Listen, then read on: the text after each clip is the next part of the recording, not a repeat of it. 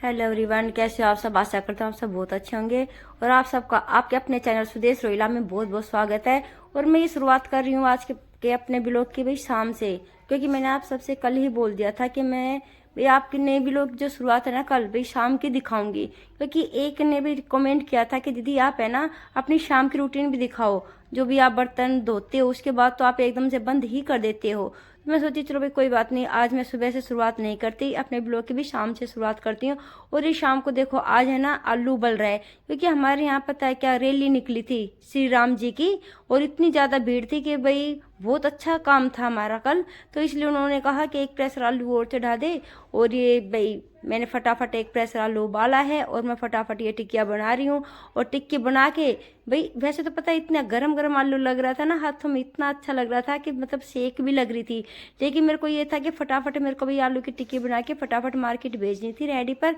तो मैंने पंखा चला दिया और जिससे कि आलू फटाफट ठंडा हो गया और मैं इसको ये पेड़ियाँ बना बना के भाई वहाँ भेज दूंगी। और बताइए भी आप सबके यहाँ पर भाई कैसा प्रोग्राम चल रहा है आज का। हमारे यहाँ तो कल पता है इतनी अच्छी रौनक हो रही थी, इतनी झांकियाँ निकली थी, इतनी श्री राम जी के जयकारे हो रहे थे, बहुत ही बढ़िया लग रहा था। ऐसा लग रहा था सचमुच में ही दिवाली आ गई है और कहते हैं राम युग, सच में ही राम युग आ गया हो भाई। हमारी इधर तो इतनी अच्छी रौनक हो रही है और मैं ये टिक्कियाँ बनाती बनाती है ना श्री राम जी के गाने सुन रही हूँ। और टीवी में भी इतनी अच्छी अच्छी बार बार उनके भाई वो दिखा रहे हैं बार बार भाई वहाँ की खबर अयोध्या की। तो बस ये होता है कि बस देखते ही रहे देखते ही रहे देखते रहे।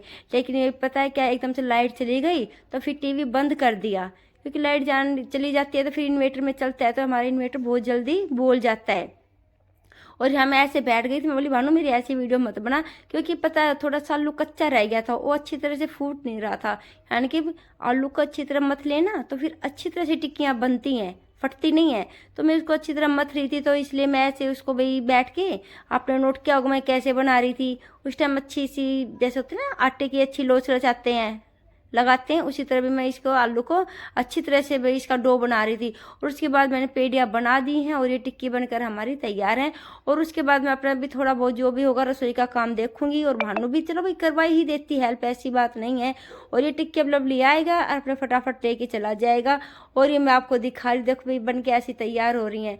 और साथ के साथ पता है क्या, अब शाम के टाइम हमारे यहाँ पानी आता है तो भाई मैंने मोटर चला दी है। मोटर चलाने के बाद तो आपको पता ही है यहाँ पे भाई गांव में तो भाई चैम्बर का पानी आता है, जैसे कि जमीन का जिसको बोलते हैं ना समरसीबल बोलते हैं। तो इससे क्या होता है ना ताज़ा पानी आता है, चाहे कितने भी बर्तन हो, तो बिल्कुल भी ऐसे नहीं लगता है कि भाई बहुत भी परेशानी वाली बात है। लेकिन हाँ अगर बासा पानी हो, ताज़ा पानी ना आए तो भी बड़ी परेशानी हो जाती है।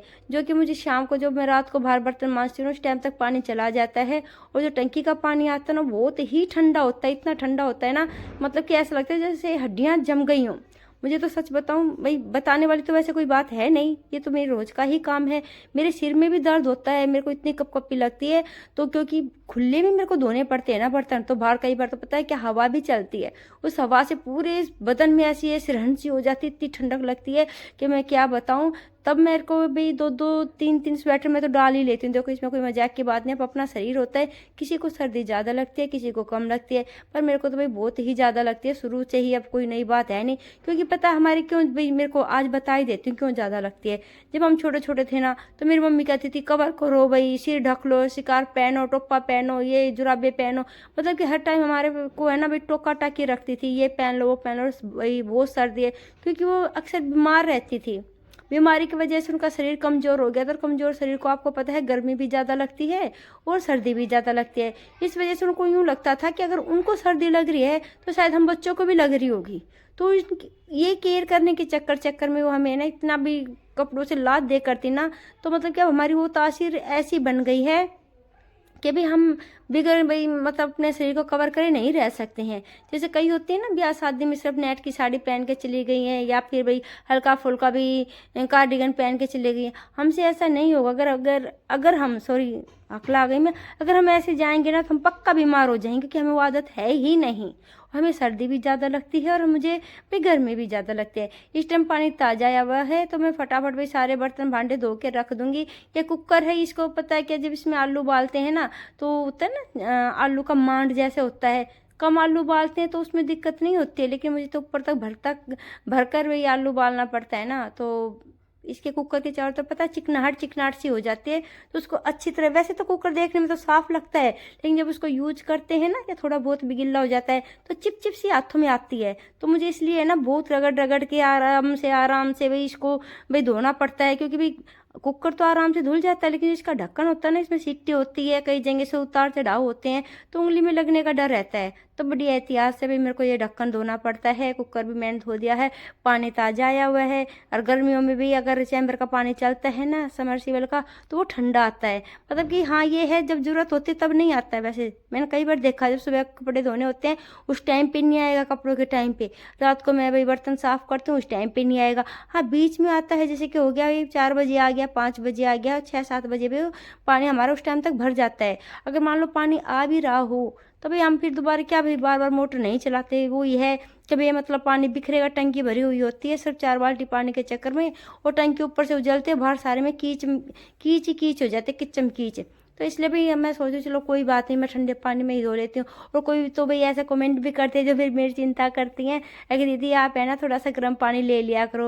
मैं उनसे बताना चाहती हूँ बहन, गर्म पानी का कोई फ़ायदा नहीं है। अगर मान लो 1 बाल्टी पानी में मेरे सारे बर्तन हो जाए तो फिर चलो कोई बात नहीं, मैं 1 बाल्टी गर्म पानी ले लूँ, लेकिन रेडी के बर्तनों को कम से कम 3-4 बाल्टी पानी भाई लगता है, क्योंकि हमारा जो टब भरा आपने देखा होगा ना उसमें 4 बाल्टी पानी आता है, और मुझे वो 1.5 टब लेना पड़ता है। एक बार तो मैं भर लेती हूँ, फिर दोबारा फिर आधा भाई टब मेरे को लेना पड़ता है, क्योंकि रेहड़ी के बर्तन इतने चिकने और इतने मतलब कि उनमें चटनी चिपकी रहती है हर तरह से।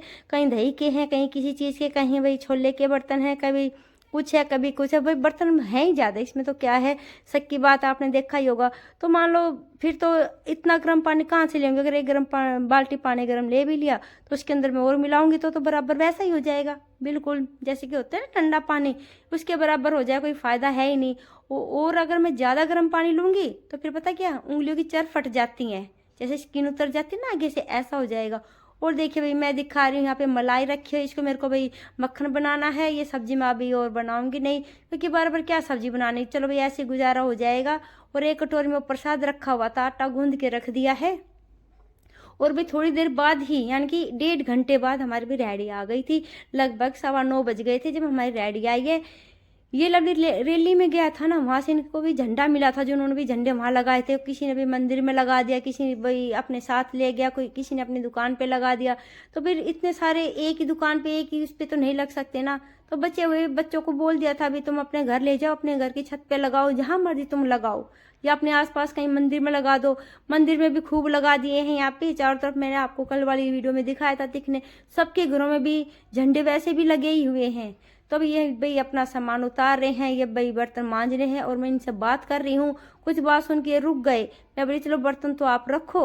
तो ये बर्तन रख रहे हैं। इसमें पता है घी बहुत ज़्यादा होता है बर्तनों में, क्योंकि जैसे टिक्की उतारते हैं ना भाई, जैसे भाई तवा गर्म होता है, उस पर से फ्राई करने के बाद भाई पहले तो भाई थाली में निकाली जाती है। तो थाली में इतनी चिक्कट होती है, सिर्फ उसमें मैं एक होती है ना लुटिया पानी, जो ये पानी पिलाते हैं चरचरा पानी, वो लुटिया होती है, उससे मैं 1 लुटिया पानी सिर्फ उसमें बाई चांस ही मैं डलवाती हूँ। क्योंकि मुझे यूँ डर रहता है कि भाई जरा से भाई गर्म पानी के लालच के बाद है ना, फिर मेरी उंगलियों की है ना ये चर जो फट जाती है ना, वो बहुत दर्द करती हैं, और फिर ज़्यादा ही फट जाती है। एक हाथ की फटेंगी फिर दूसरे हाथ की फटेंगी। इससे अच्छा तो मैं ठंडे पानी में ही काम कर लूँ ना, तो मुझे वही ज़्यादा अच्छा लगता है। यहाँ भी लवली और भाई इसके पापा फटाफट भाई रेडी का सामान उतार रहे हैं। ठंड कुछ ज़्यादा ही हो रही है, क्योंकि संक्रांत के बाद तो इतनी ज़्यादा ठंड बढ़ गई है। पहले तो इतनी ठंड नहीं होती थी, लेकिन अब तो पता है इतनी ठंड होने लग गई। पहले कहते थे संक्रांत आ गई है तो समझो भी मौसम खुलेगा ही खुलेगा, लेकिन अब तो भाई उल्टा ही काम हो गया है। मतलब संक्रांत आई है तो मौसम और घुटेगा ही घुटेगा, अब तो ये सोचना है। और ये है भी हकीकत। यहाँ भी गर्म पानी कर रहे हैं रेडी के लिए, क्योंकि रेडी पे इतनी चिक्कटबाजी रहती है ना बहुत ही ज़्यादा। और मैं भाई बाहर के बर्तन करने के बाद अंदर आ गई हूँ, वो मैंने रिकॉर्ड नहीं कर पाई, और रिकॉर्ड कर भी लिए तो मैंने वो क्लिप हटा दी है, क्योंकि मैं कल वाली वीडियो में डाल दूँ, क्योंकि फिर ज़्यादा हो जाती है ना, और ज़्यादा लंबी वीडियो हो जाएगी। और यहाँ बानू भाई अपने बना रही है चावल। चावल बना क्या रही है, चावल तो बने हुए रखे हुए हैं, लेकिन इसने सोची कि मैं 1 कटोरी चावल बचे हुए हैं, इनको मैं दोबारा छोंक लेती हूँ। वो पता है इतने स्वाद लगते हैं ना, और रात के बचे हुए चावल आप समझो जो दोबारा छोंकते हैं। मैं तो खैर चावल खाती नहीं हूँ, लेकिन हाँ ऐसे दोबारा छोंकती है तो 1 चम्मच ले ही लेती हूँ, भी डरते डरते, क्योंकि मुझे भाई बहुत परेशानी कर देते हैं चावल। और भाई वो भानु उधर खाना बना रही है, बट बना क्या रही, बन चुका है खाना। देखा था आपने, परात वगैरह खा ली होगी।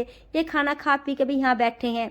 और ये देखो भी हमारा कमरा जब सारा काम हो जाता है ऐसे भरा भरा रहता है, मतलब कहीं परात रखी है, कहीं कुछ रखा है, कहीं कुछ रखा है, पूरा कमरा भर जाता है। सिर्फ इसलिए हमें ना जो होती है ना भट्ठी वगैरह वो बाहर ही रखते हैं, क्योंकि कमरे में जगह ही नहीं रहती है। यहाँ लवली इस बाल्टी को खाली कर रहा है क्योंकि इसमें भी हमें रेडी के लिए भी छोले भिगोने हैं।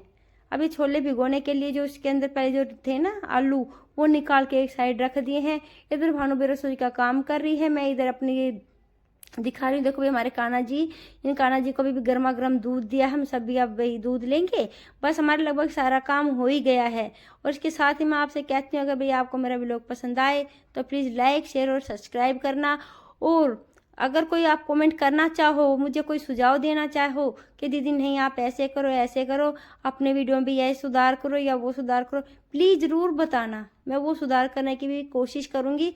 और भी आगे चलते हैं। ये देखो भी ये है सुबह की, आज सुबह की 22 तारीख की भी ये क्लिप है। और ये वीडियो में देखो ये भी आलू उबाल लिया, इससे पहले की मैंने डाली नहीं है क्योंकि मैं सीधे इसी टाइम शुरुआत की है। और आज तो सच बताओ मैंने कपड़े भी नहीं धोए, आज मुझे इतनी ठंड लग रही थी, बहुत ही ज़्यादा ऐसा लगती है ना कई बार तबीयत डाउन सी हो जाती है। मैं ये सोच रही थी कि भाई अब मैं कैसे क्या करूं, तो मैं सोच चलो कोई बात नहीं इसी भाई वो कर देती हूँ। और मैं यहाँ नाश्ता कर रही थी तो भानु ने मेरे नाश्ते की भी थोड़ी सी भी वीडियो बना ली है। और भाई आपको बताया था कि भी अब हम है ना अंदर बनाने लगे हैं टिक्की, क्योंकि बाहर बंदर इतने परेशान करते हैं, बस सिर में दर्द हो जाता है उनको भगाते भगाते। और फिर भागा दौड़ी के चक्कर में पता है कई बार गिरने का डर रहता है। पर हाँ एक दिक्कत तो है, ये अंदर टिक्की बनाते हैं ना, मुझे इनके भाई पैरों की बड़ी चिंता रहती है क्योंकि इनसे गोड्डों पे है ना बहुत जोर पड़ता है, कमर में दर्द रहता है क्योंकि इतना भारी पतीला अंदर लेके आना पड़ता है, फिर वापस नीचे जाओ, फिर दूसरा सामान लेके आओ। मतलब ये है तो भाई दिक्कत ही, पर क्या करें मजबूरी है।